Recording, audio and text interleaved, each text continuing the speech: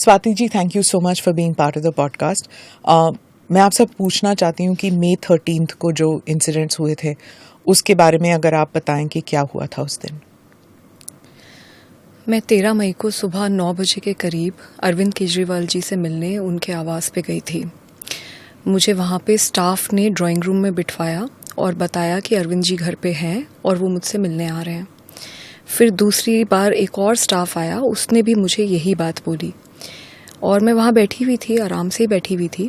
इतने में विभव कुमार जो कि उनके पीएस थे, वो वहाँ पे धनधनाते हुए आते हैं। He entered from the door और वो चिल्लाने लगते हैं और गालियाँ दे रहे थे और उन्होंने मुझे बोला कि तेरी औकात क्या है, तेरी हिम्मत कैसे हुई हमें मना कर दे, तेरे को तो हम सबक सिखाएंगे, नीच औरत, पता नहीं क्या क्या बोल रहे थे वो। और उस समय मैं बहुत सकपका गई और मैंने उनको बोला भी कि भाई क्या हो गया, मतलब अरविंद जी आ रहे हैं, क्या हो क्या गया। तो इतना मैंने बोला और इतने में ही उन्होंने हाथ छोड़ दिया। उन्होंने मुझे 7-8 थप्पड़ पूरी ज़ोर से मारे। मैं सोफे पे बैठी थी, वो सामने खड़े थे और वो मारे ही जा रहे थे।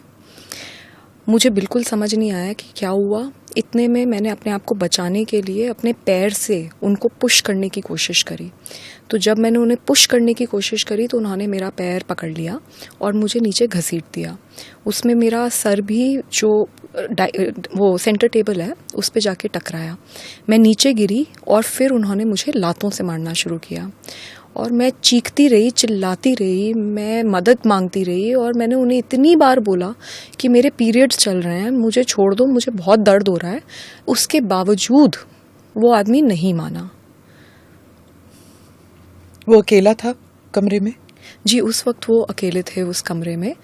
और जब इतना ज़्यादा मुझे वो पीट चुके थे, उसके बाद मैंने किसी तरीके से अपने आप को छुड़ाया और मैं वापस सोफे पे जाके बैठी और मैं बहुत एजिटेटेड थी। तो मैंने तुरंत 112 नंबर पे कॉल करी। मैंने पुलिस को क्राइम रिपोर्ट करा।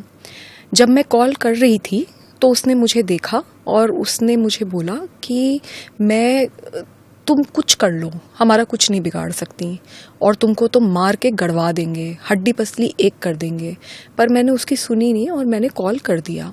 जैसे ही उसने रियलाइज़ किया कि मैंने कॉल कर दिया है, वो तुरंत भागा भागा बाहर गया और सिक्योरिटी जो गेट पे खड़ी होती है उनको बुला के लेकर आया। जब सिक्योरिटी अंदर आई तो मैंने उन्हें बताया, मैं मतलब बहुत ज़्यादा एजिटेटेड थी और मैं उन्हें चीख चीख के बता रही थी कि मेरे साथ क्या हुआ। मैंने उन्हें बताया कि विभव ने कैसे लातों से, घूंसों से, थप्पड़ों से मेरी पिटाई करी है और यहीं बैठ के यहीं पे मेरी पिटाई हुई है। तो उन्होंने बोला, क्योंकि विभव ने मेरे सामने उनको बोला था कि इसको बाहर फेंको, तो मैं उनको बोलती रही। उन्होंने मेरे को समझाना शुरू करा कि नहीं आप बाहर निकलिए। मैंने उन्हें बताया कि मैंने 112 नंबर पर कॉल कर दी है, पुलिस को आने दो, ये क्राइम सीन है, यहाँ पे मेरे साथ इतनी बड़ा हादसा हुआ है, मैं मेंबर ऑफ पार्लियामेंट हूँ, मैं farmer Delhi commission for women chairperson हूँ, आप रुकिए, आप बस पुलिस को आने दीजिए, एक बार पुलिस आ जाए, मैं पुलिस आ जाएगी यहाँ पे, मैं फिर उसके बाद जाऊँगी। क्योंकि मेरे को ये डर था कि मैं यहाँ से चली गई तो ये टैम्पर कर देंगे पूरा जो भी एविडेंस है। तो इसलिए मैं उनसे बार बार आर्ग्यू कर रही थी।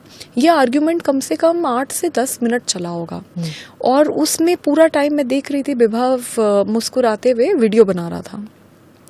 जब एंड में मैं बिल्कुल अपना आपा खो गई कि एक तो मेरे को इतनी बुरी तरीके से पीट दिया गया, ऊपर से वो वहाँ पे आकर मुझे ही बोल रहे हैं कि आप बाहर जाओ।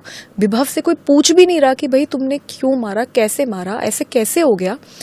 तब मैं अपना आपा खोया और मेरे मुंह से कुछ अपशब्द निकले, जो बाद में हमने देखा कि किस तरीके से वो एक बस 50 सेकंड्स की क्लिप डॉक्टर करके, एडिट करके, उसमें से भी काट पीट के उसको टीवी चैनल्स को दिया गया इनके द्वारा और वो चलाई गई।